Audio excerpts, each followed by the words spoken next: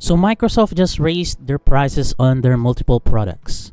And there's a looming fear of Sony following through after they openly hinting us about the possibility of increasing their prices as well, just after Nintendo announced Switch 2. And before we dive into the usual inflation excuse or the value talking points, let's be clear, this isn't just about Microsoft or Sony or even Nintendo. This is about a new industry trend I call the Nintendo effect. And it's a problem. Here's the deal. Nintendo announced the Switch 2 would cost more. No surprise, everybody expected a price increase, but what surprises the most is the obnoxious overpricing of their products, from accessories to the consoles and even to the games themselves. Because of these, their fanbase was actually divided into those still shill and support it, and those who are turned off by the greed and decided not to buy. There are also those who are on the neutral side because they can see Nintendo's greed, but at the same time, they'll still probably buy their shits and want to support them. But what happened next? It sold out. Instantly. No pushback, not even a single second of hesitation during the pre-order period. Gamers just ate it up. And nothing's wrong with that. If you really want Switch and you can afford it, then good for you. But what's frustrating here is even those who are criticizing Nintendo, more particularly those content creators who make content and money, criticizing their greed, still decided to buy it.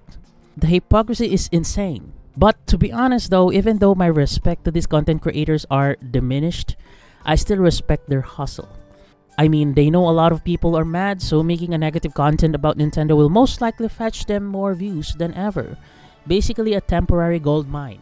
That's why us here, trying to genuinely send a message to Nintendo and call out their greed, even after all these people who spammed in their live stream chat demanding them to bring down the prices, even after all the videos we made here, genuinely calling them out.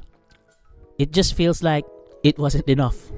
And it's okay, it's fine. As long as we send a message, that's all that really matters, right?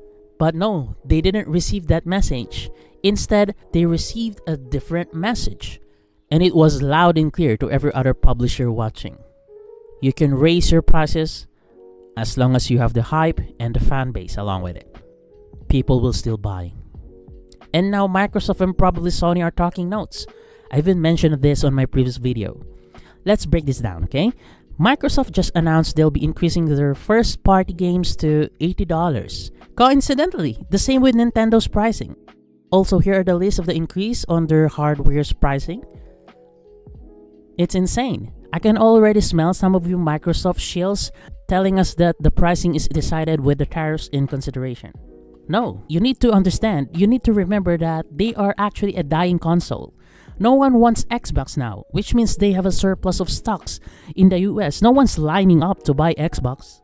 So why would a dying brand even bother raising their own price when, first of all, they most probably have tons of stocks available, and second, nobody wants them in the first place. At least majority of us doesn't want them. The sole reason for that is because of Nintendo's success. If you notice, guys, they did announce this price hike few days after Nintendo sold out their Switch 2 pre-orders. And to prove this further, let's go back to what I've said earlier. Their game's price increased to $80.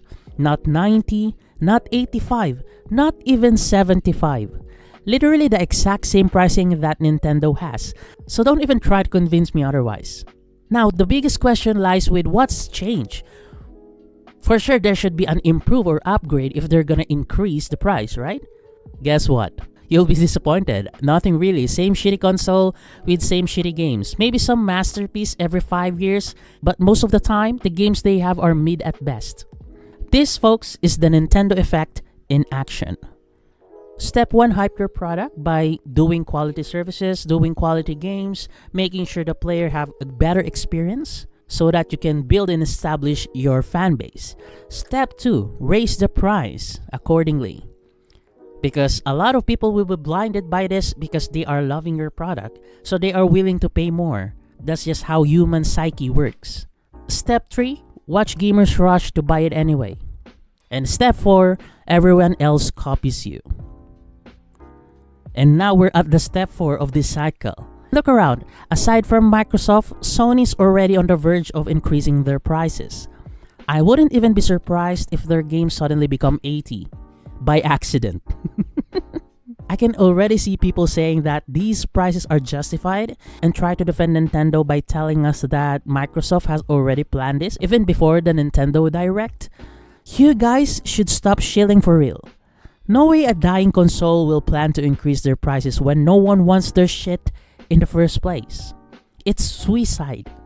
Second, this $80 pricing will never be justified when we just got ourselves Oblivion Remastered at $50. We even have Lords of the Fallen, which has been updated multiple times to make it better and to give player a better experience, which is at $60. And it has offered multiple sales for as low as $20. They even have this two-player feature wherein you can invite a friend without the game to play with you for free. For fucking free. Until he decides whether to buy the game or not by himself. And one other game that solidifies this, we recently got Expedition 33, which is also sitting at $50 fucking dollars. So how can you justify Mario Kart at $80? Even if there's an open world or whatever, that's $20 above from the games that I mentioned. And this isn't just about pricing. There will be a shift in demand soon because of this. What do I mean by this? Some of you may ask. Prices going this high means a lot of people won't be able to afford it. Especially in today's inflation where our salaries are like dust in the wind. If we can't afford games now, what do we do? Either we abandon gaming as a whole, play retro games, or this is what I think they really wanted, for us to succumb into their subscription plans. Because it's much cheaper, right? And once that happens, they will not worry about selling physical games, which will save them even more money as well. It will become the era of renting games or subscribing to the services. It's closely similar to video rental shop era once again, but just with games that are digital, no physical renting or lending at all. And why is it bad?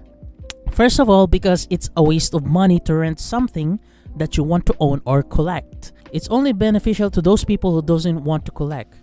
But a lot of us wants the physical copy because we grew up into that era where physical copies are a thing, have importance.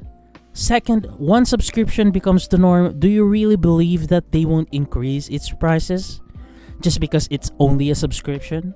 We need to understand, guys, that these greedy corpos are out here to maximize profit for as much as they can get away with. If selling physical and digital aren't profitable anymore and more people will succumb to subscription, they'll 100% increase the subscription prices as well, without a doubt. And once that happens, you'll start asking yourself, why are we paying a premium for renting something instead of owning it? This might be a bit of a stretch, but with how things are going right now, I don't see it as an impossibility. And here's the irony. Microsoft tried to be the Netflix of gaming with all of these subscriptions and stuff, but now they're increasing their hardware prices and their first-party games like how Nintendo does, when literally, their console fanbase is shrinking due to how they mismanage everything after the 360 era. I mean, pick a lane, Microsoft. Shouldn't they be focusing on improving their Game Pass and getting as many exclusives as they possibly can instead? Also, Sony will surely follow through, without a doubt. It's just a matter of time. Then the indies will surely increase their prices as well, because why wouldn't they? Not as much as 80, but for sure they will go up to 60 or 70 even, just because this greedy corpo started this shit show. Just to share with you guys, out of all these giants, I love Sony the most, because PlayStation 1 and 2 is basically my childhood. I love Nintendo too, don't get me wrong. It's what started me gaming with Super Mario. But I enjoyed PlayStation 2 the most. Maybe because most of my friends have PlayStation 2 back then. If I'm not mistaken, it's the most famous one. It has a lot more games, big community. Literally, you can go to your neighbor's house and they have PS2 as well. Xbox, not so much. It's not that famous until 360 went into action. Anyway, nostalgia aside, I just want to share it with you. If Sony also increases their prices, I will also be disappointed. It's the same with my sentiments with Nintendo, because we all know that Nintendo started this. And nobody wants this. Nobody wants to be overcharged by anything. But I guess gamers voted already with their wallet, because we just witnessed Switch 2 sold out. which means we get this as our reward. Overpriced games, consoles, and soon subscriptions as well. And we can't really do much about it as long as people are willing to pay for it, especially those pretentious ones. I guess we just have to endure it. As the old saying goes, we deserve what we tolerate. So that's about it, guys, for this video. What do you guys think about this Microsoft price hike? Some people might defend this, that Microsoft has been planning. You may be right about that, but I highly doubt that. The fact that they're raising their games to 80, there can only be one reason for that, and that is Nintendo. So yeah, that's about it from me, guys. If you like this video, push that like button and also subscribe while you're at it. See you later. Have a great day ahead. Goodbye. Peace.